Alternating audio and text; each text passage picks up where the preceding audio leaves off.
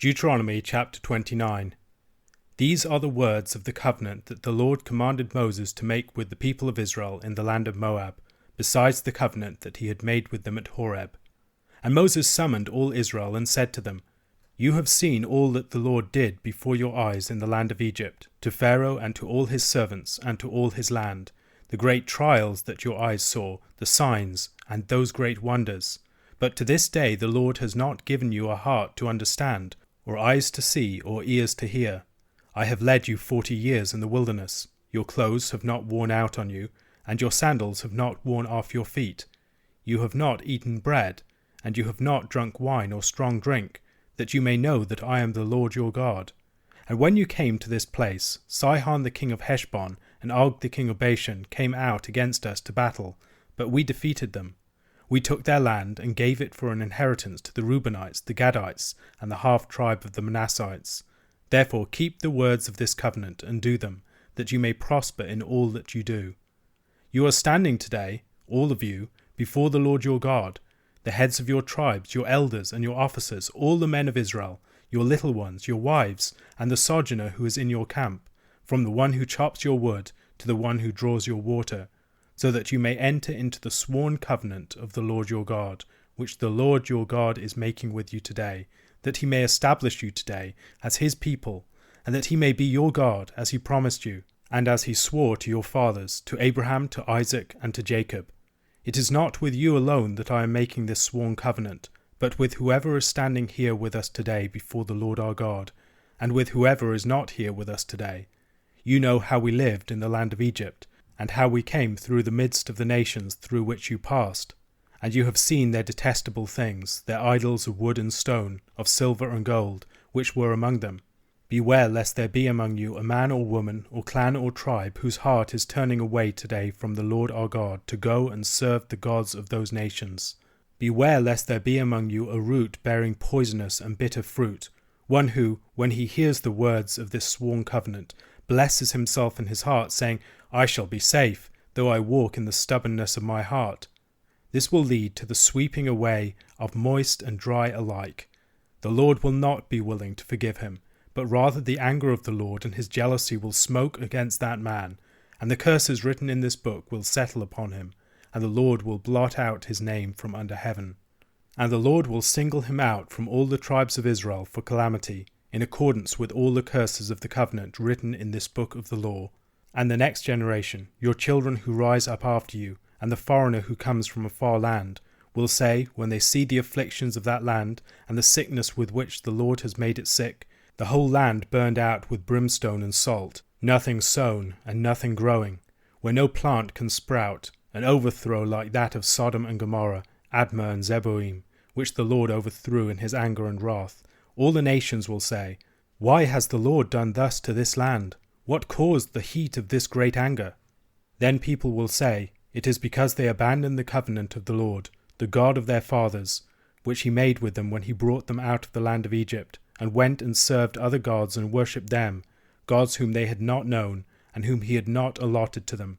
Therefore the anger of the Lord was kindled against this land, bringing upon it all the curses written in this book. And the Lord uprooted them from their land in anger and fury and great wrath, and cast them into another land, as they are this day.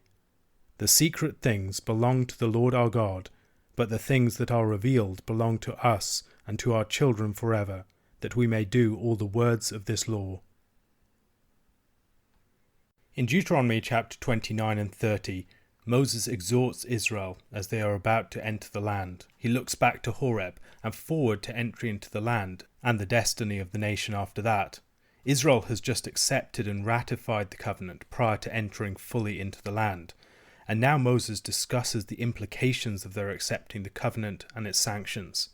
The summons in verse 2 looks back to the summons of chapter 5 verse 1, which looked back to the covenant of Horeb.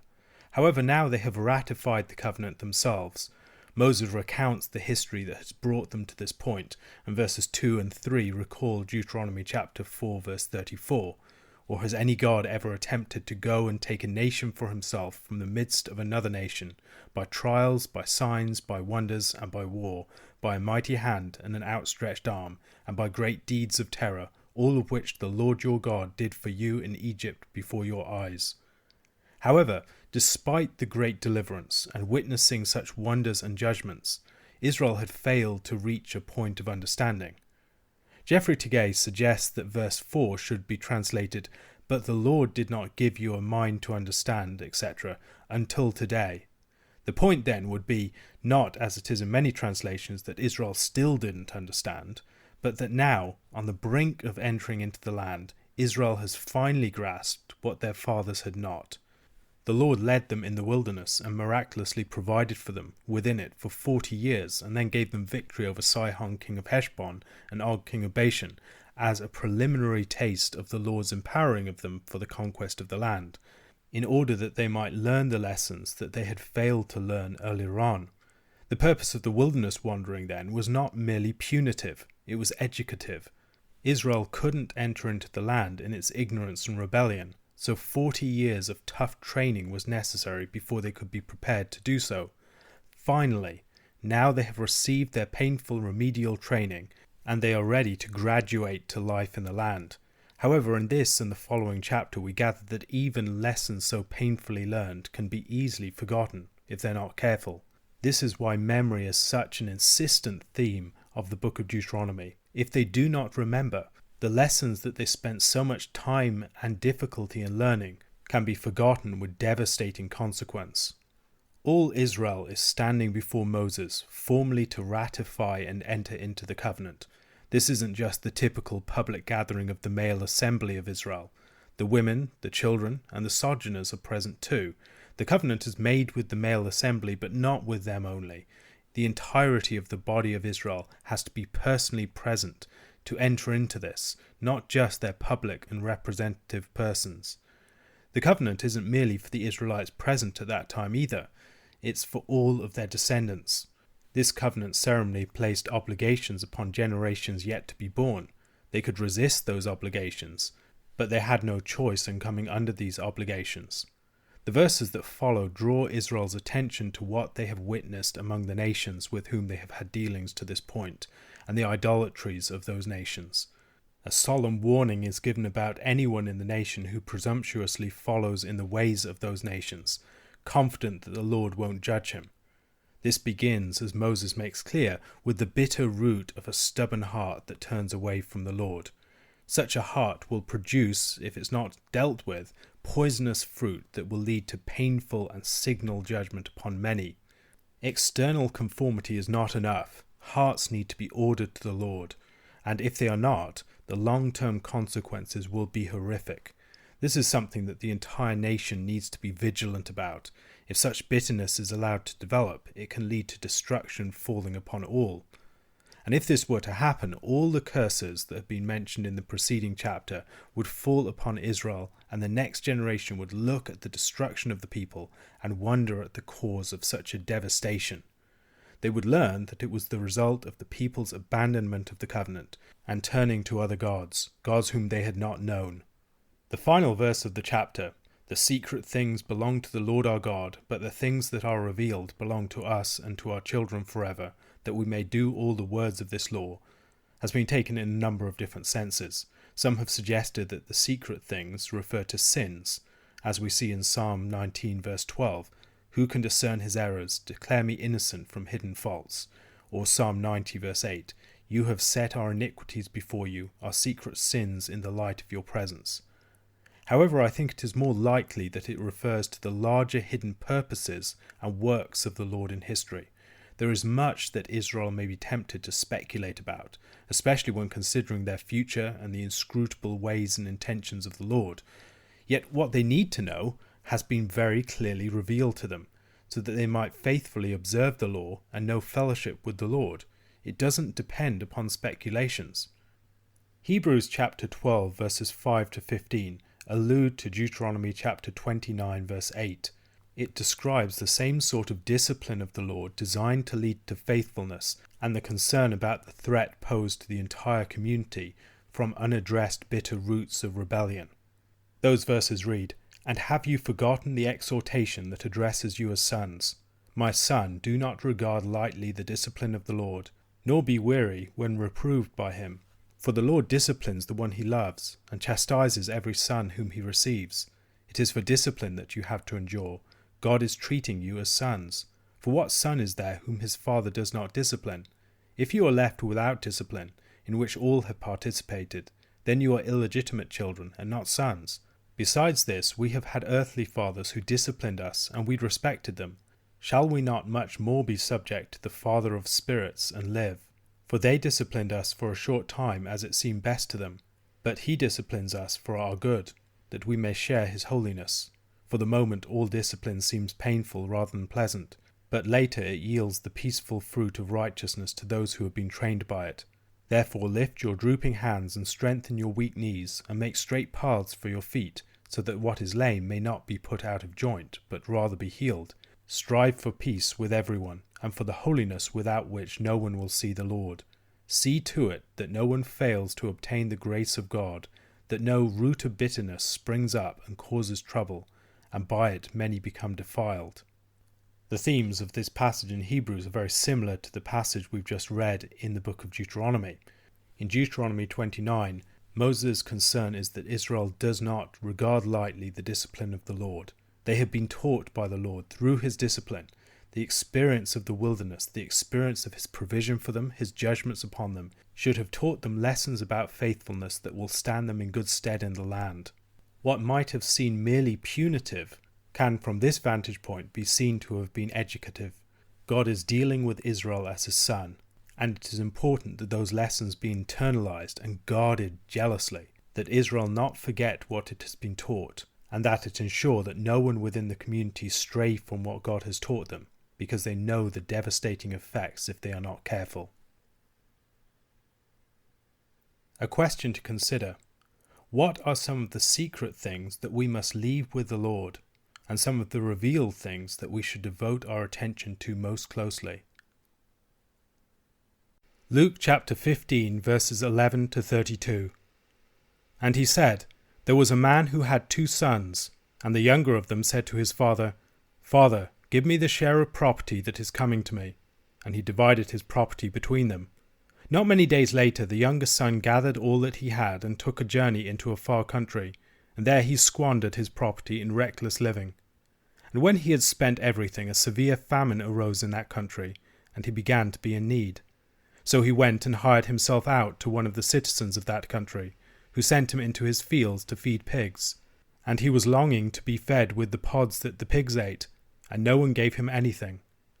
But when he came to himself, he said, How many of my father's hired servants have more than enough bread, but I perish here with hunger? I will arise and go to my father, and I will say to him, Father, I have sinned against heaven and before you. I am no longer worthy to be called your son. Treat me as one of your hired servants. And he arose and came to his father. But while he was still a long way off, his father saw him and felt compassion, and ran and embraced him and kissed him. And the son said to him, Father, I have sinned against heaven and before you. I am no longer worthy to be called your son. But the father said to his servants, Bring quickly the best robe, and put it on him, and put a ring on his hand, and shoes on his feet, and bring the fattened calf, and kill it, and let us eat and celebrate. For this my son was dead, and is alive again. He was lost, and is found. And they began to celebrate. Now his oldest son was in the field, and as he came and drew near to the house, he heard music and dancing. And he called one of the servants, and asked what these things meant. And he said to him, Your brother has come, and your father has killed the fattened calf, because he has received him back safe and sound. But he was angry and refused to go in. His father came out and entreated him, but he answered his father, Look, these many years I have served you, and I never disobeyed your command. Yet you never gave me a young goat, that I might celebrate with my friends. But when this son of yours came, who has devoured your property with prostitutes, you killed the fattened calf for him. And he said to him, Son, you are always with me, and all that is mine is yours. It was fitting to celebrate and be glad, for this your brother was dead, and is alive. He was lost, and is found. The final part of Luke chapter 15 is devoted to the parable of the lost son. We ought to read this alongside the preceding 2 parables, the parable of the lost sheep and the the parable of the lost coin. In verse 3, these things are introduced with the statement, "So he told them this parable." What this chapter contains is like 3 parables in one. The final parable in the cycle is that of the lost son, and there's an escalating movement as we go through. There's a movement from 1 out of 100 sheep lost, to 1 out of 10 coins lost, to 1 out of 2 sons lost. What might have been brushed off as an acceptable loss in the first case is seen to be far more severe in the third. These parables are also together a response to the scribes and the Pharisees, and their objection to the way that Jesus eats with sinners. In the older brother figure, at the end of this parable, something that has been in the background of all of the parables to this point suddenly is thrust into the foreground and made explicit. Once again, Jesus is showing his rhetorical mastery and his ability to tell a story with greatest effect. The parable of the lost son raises a number of questions, not least that of who its central character is. Is it about the lost son? Is it about the father that welcomes him? Or is it about the brother who refuses to accept him upon his return? A case could be made for any of these, which might perhaps be an indication that the parable is rather more complicated than such a question supposes. The parable might be making several points at once. The actions of the youngest son with which the parable begins are truly scandalous within that society. First of all, he asks the father to divide the inheritance between him and his brother while the father is still alive. Then he presumably liquidates all that his father has given to him, and then takes that and goes into a far country. He has disowned his parents, he's disowned his family and dishonoured them. And then, if that was not bad enough, he squanders all that has been entrusted into his hand by his father. It's important to see the themes of kinship that are playing out within the story, as the place of such themes within this parable represents a considerable and significant move beyond the 2 parables that precede it. Part of the point of this parable is to show that the stakes of what's taking place are the stakes of a family, of kinship, of the mutual recognition that should occur in a family between father and son and father, brother and brother. And for this reason it is important that the parable begins with a despicable spurning of kinship. The youngest son ends up in a very poor state indeed. He's in a far country and he ends up working with the pigs and even desiring their food. This is someone who has gone from the land of Israel, presumably, to a land of the Gentiles where they eat pigs, and now he wants to eat the pigs' food. Having turned his back upon his father and his family, he has now fallen as low as he could fall. The youngest son is in a sort of exile, in a far country among the unclean swine, and a number of people have identified the youngest son as Jacob. I don't think that's quite correct, even though the story does play off the Jacob story. Jacob is the youngest son and he does go into a far country, but he is a righteous son who flees on account of the threat of his older brother, while here the younger son seems to be Israel the nation, who are a poor parody of their forefather. They've willfully chosen the way of exile, rebelling against the Lord and squandering the blessings of the covenant. Finally, in the state of exile, the son comes to his senses. He realizes that even if he were only a hired servant in his father's house, he would be better off than he is in his current condition. And so he decides to go back, rehearsing along the way this speech that he's going to deliver to his father, a speech which, when the time comes, he is not given the time to deliver in its entirety. Most people reading this parable presume that the father is God. A case can be made from this looking at other passages within the book of Luke. Luke chapter 11 verses 11 to 13. What father among you, if his son asks for a fish, will instead of a fish give him a serpent? Or if he asks for an egg, will give him a scorpion? If you then, who are evil, know how to give good gifts to your children, how much more will the heavenly Father give the Holy Spirit to those who ask him? Or Luke chapter 12 verses 30 to 32. For all the nations of the world seek after these things, and your Father knows that you need them. Instead, seek his kingdom, and these things will be added to you.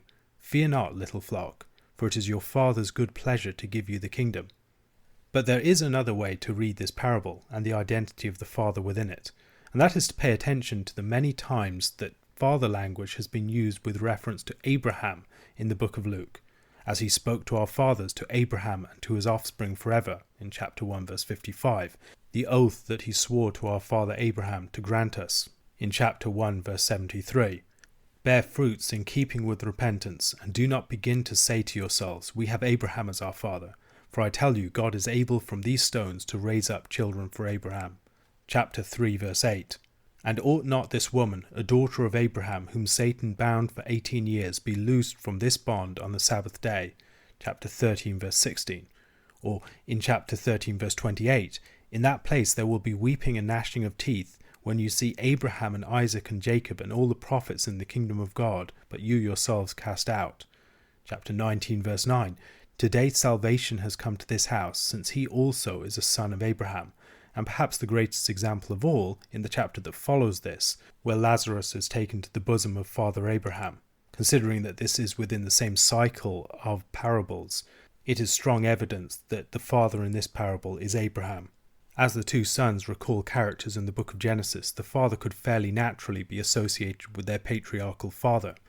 Perhaps stronger evidence still is the fact that the action of the father is that which is characteristic of Abraham. Abraham's very entry into fatherhood was related to his hospitality extended to the angels in Genesis chapter 18. In verses 2 to 8 of that chapter, he lifted up his eyes and looked, and behold, 3 men were standing in front of him. When he saw them, he ran from the tent door to meet them, and bowed himself to the earth, and said, O Lord, if I have found favour in your sight, do not pass by your servant. Let a little water be brought, and wash your feet, and rest yourselves under the tree, while I bring a morsel of bread, that you may refresh yourselves, and after that you may pass on, since you have come to your servant. So they said, Do as you have said.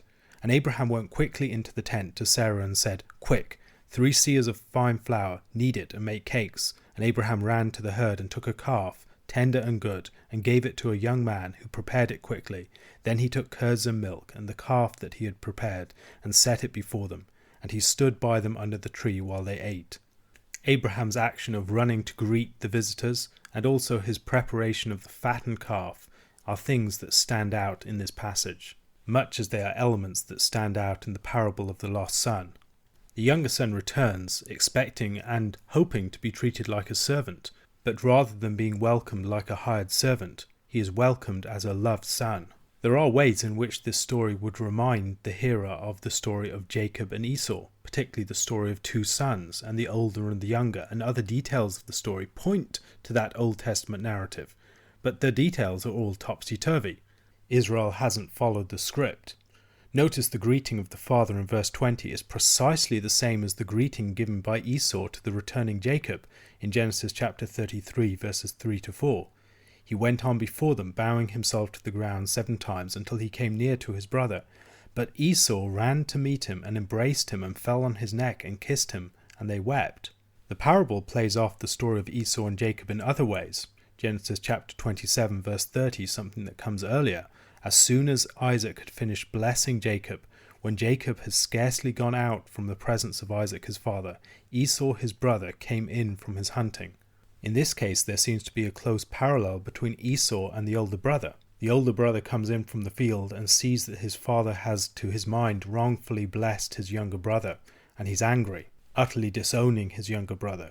So on the one hand we have the positive action of Esau, when he restored his relationship with Jacob, when he greeted him as Jacob returned to the land. But we also have the negative action of Esau hanging in the background, when he sought to kill his brother after he came in from the field to find that his father had blessed his brother instead of him.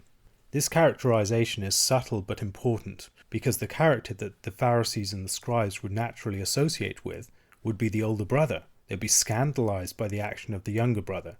And yet there are these troubling indications in the characterization of the different figures in the narrative that the older brother is not the good guy. Just as the younger son has to come to his senses, to come to himself, so the older brother has to come to himself, to become like Esau in welcoming back the younger brother, who he feels has wronged him. But he has not yet done so. The older brother in this story shuts himself out of the feast, rather than welcoming his returning brother. Note how he rhetorically disowns his brother. Your son. Now in the beginning of the parable it was the younger brother who disowned his family by his actions. Now the older brother is disowning his brother and implicitly disowning his father in the process. All these years I have served you. He thinks of himself as a servant.